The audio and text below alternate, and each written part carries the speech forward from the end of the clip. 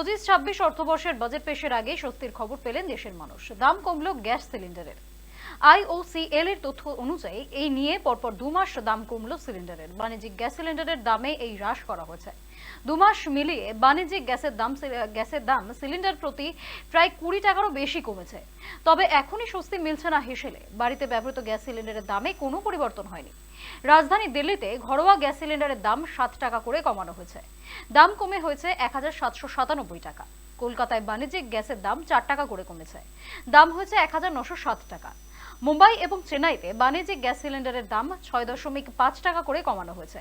দাম কমে যথাক্রমে হয়েছে 1749.50 টাকা এবং 1959.50 টাকা। তবে বাড়িতে রান্নার গ্যাসের ক্ষেত্রে গত 11 মাসে দামের কোনো পরিবর্তন হয়নি।